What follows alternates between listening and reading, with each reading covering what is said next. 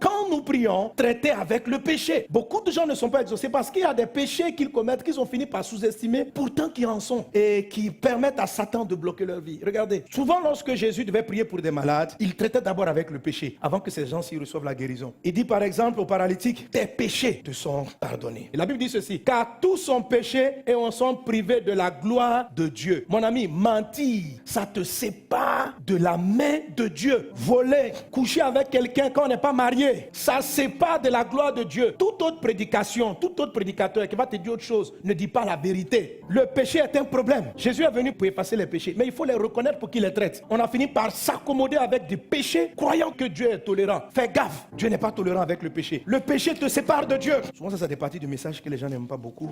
Mais dis à ton voisin, il s'en fout, il va prêcher. Tu n'es pas content de ton problème, tu es content, gloire à Dieu. Alléluia. Mais c'est la vérité. Beaucoup de non-exaucements viennent du péché. On dit non, ce n'est pas le temps de Dieu. Ça a été le temps de Dieu il y a longtemps. Mais le péché empêche la main de Dieu d'agir. Non, la main de l'Éternel n'est pas trop courte pour sauver, ni son oreille trop dure pour entendre. Mais ce sont vos crimes qui mettent une séparation entre vous et votre Dieu. Ce sont vos péchés qui vous cachent sa face et l'empêchent de vous écouter. Il va arriver plus loin dans un texte où il va dire ceci. À cause du péché, à cause de l'iniquité, au milieu de l'abondance, vous ressemblez à des morts. Quand le péché est là, ton voisin va être béni, ta voisine sera bénie et tu ne seras pas béni. Qu'aujourd'hui, tout le monde puisse participer à la sainteté de Dieu. Amen. Il y a des personnes qui disent, ah mais pasteur, si cela est vrai, comment ça se fait que certaines personnes, je sais qu'elles vivent dans l'adultère et puis elles prospèrent? C'est une séduction. En fait, il faut comprendre ceci. Satan ne fait rien de bon. Satan ne peut même pas élever quelqu'un. Il dit ce qui se passe, c'est que Satan n'attaque pas certaines personnes pour que ces gens-là servent de modèle au mal. Autrement dit, la dame, elle est dans son adultère caractérisé. Pour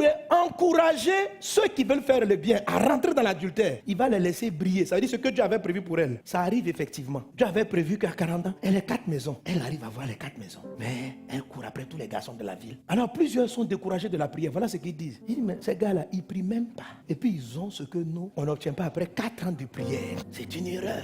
Tu finis par croire que la prière n'est pas vraiment si utile que ça. Et il y a d'autres hommes de Dieu même qui vont jusqu'à dire, frère, on ne peut pas pour tout. Il ne faut pas prier pour tout. Mon ami, il faut prier pour tout. Il faut prier pour tout.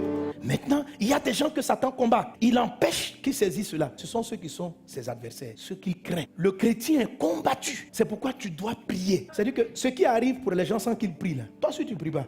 Parce que vous n'êtes pas du même quartier. Imaginez que Satan détruisait tous les païens. Mais qui allait vouloir devenir païen? Il faut qu'il t'envoie des faux pasteurs qui couchent avec les filles en désordre pour te dire, oh, même le grand prophète, j'ai vu qu'il touche les filles du quartier. Moi aussi, pourquoi pas? Frère, c'est pour aller en enfer. Il y a longtemps que ce gars est dans son camp. C'est un modèle mensonger. Le temps marqué, il va le détruire. Ne les imite pas. Dieu a dit que tu vas aller au sommet, tu vas aller au sommet. Mais toi, s'il te plaît, ne laisse pas le péché entrer dans ta vie. Parce que quand le péché va entrer, là, tu auras une dette envers lui. Et c'est là qu'il va pouvoir maintenant attaquer ton élévation. Maintenant, quand tu n'es pas clair, Satan ne sait pas si à un moment donné, tu peux basculer pour repartir à Jésus. Là, il ne te laisse vraiment pas monter. Une fois que tu as fait un contrat avec lui, il s'assoit là-dessus. Il ne t'élève pas, il ne peut pas trop te rabaisser aussi. Il te garde dans une situation mi-figue, mi-raisin. Si tu montes là, peut-être que quand tu vas arriver là-bas, tu vas dire, je veux bien marcher avec Jésus. La vie est un choix. Il ne faut pas être un peu avec Dieu, un peu avec Satan. Ça ne marche pas. Tu es avec Satan en même temps. Et si tu l'as fait, quand tu arrives à la phase 6, demande à Dieu pardon. Mais ne fais pas comme si tu n'as pas péché. Tu arrives, tu pries, tu lèves les mains, tu danses dans l'église comme si de rien n'était. Et après ça, tu pries, oh Père, décante ma situation. J'ai besoin de 10 millions tout de suite. Tu as vu de mal parler aux gens? 2 millions, tu ne seras pas entendu. Tu dis, mais je connais des gens, ils parlent toujours mal. Et puis eux, ils ont beaucoup d'argent. Ce sont les modèles pour t'attirer vers le péché. Quand quelqu'un vit dans l'iniquité, je ne le connais pas. Il me dira,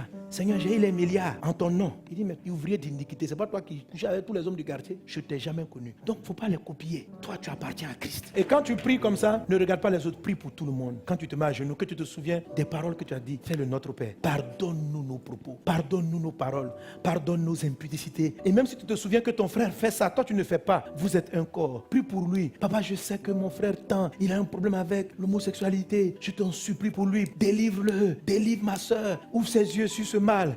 Faut pas te sentir supérieur. Et il y a des gens de péché, quand vous voulez les confesser, il faut aller parler à d'autres personnes. Surtout les péchés de type de sexe, il faut en parler. La Bible dit, confessez vos péchés les uns aux autres et priez les uns pour les autres et vous serez guéris. Parce qu'il y a des péchés qui sont devenus des maladies. Donc quand c'est un péché qui récidive, qui est comme une maladie, il ne faut pas le traiter seul avec Dieu. Il faut aller en parler. Plusieurs ont peur de parler aux autres de ce genre de péché pour en être guéris. Parce qu'ils estiment qu'ils ont peur de ce que les gens diront d'eux. Frère, ne regarde pas le jugement des autres pour t'empêcher de te repentir sincèrement. Il ne faut pas faire ça. Le plus important, c'est que tu sois sauvé. Et qui est un homme pour te juger? Moi, j'interdis aux hommes de Dieu, aux pasteurs, on ne juge jamais personne. On ne colporte pas la vie des gens dehors. Mais est-ce que ça arrive? Ça arrive quelquefois que des gens le font. Mais ce n'est pas pour ça que tu vas manquer de te repentir. vie. Si quelqu'un a dit ce que tu as confessé, là, c'est lui qui vient de prendre un péché sur sa vie. Toi, tu en es un exemple. Le plus important, c'est que ton âme soit sauvée. Tant que tu as ton ego, tu cherches ta réputation, le péché va te détruire. Quand quelque chose te lie, va en parler. Priez. Tu vois, par exemple, le péché de David. Tout le monde est au courant, non? Quand David a fait tuer Uri, là, tout le monde sait ça. Donc, il y a des péchés, on apprend. Pour David, là, tellement tout le monde est au courant, je crois qu'on est écrit dans la Bible. Ok? Mais ça n'a pas empêché qu'il soit l'homme selon le cœur de Dieu. Peu importe ce que les gens disent de toi,